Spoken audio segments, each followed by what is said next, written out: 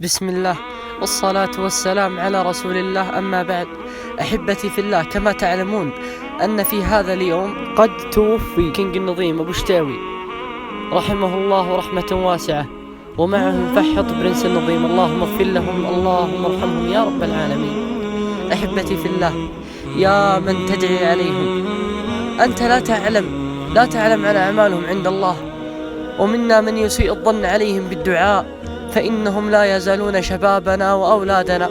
فإخواني أحبتي في الله، يقول صلى الله عليه وسلم في الحديث: المؤمن كالبنيان يشد بعضه بعضا.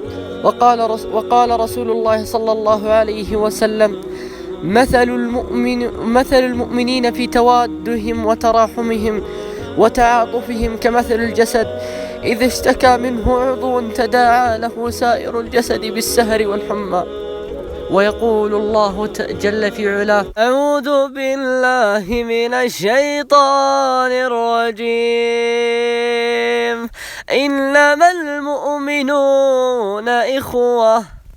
ويقول الله سبحانه وتعالى في كتابه: أعوذ بالله من الشيطان الرجيم، ورحمتي وسعت كل شيء، ورحمتي وسعت كل شيء، فإن الله غفور رحيم. أحبتي في الله، تكفون يا ناس، تكفون. ادعوا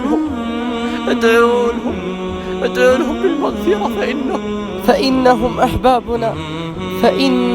أحبابنا. اللهم اجعل مثواهم في عليين. اللهم اغفر لهم يا رب العالمين. اللهم ارحمهم يا رب. اغفر لهم، وسع مدخلهم، واجعل مثواهم الجنة يا رب العالمين. أحبتي في الله، ادعوا لهم ولا تنسونهم من الدعاء، فإنهم أخوانكم وإنهم بحاجة إلى الدعاء. وهذا وبعد، وصلى الله وسلم وبارك على نبينا محمد. عذروني على الإطالة.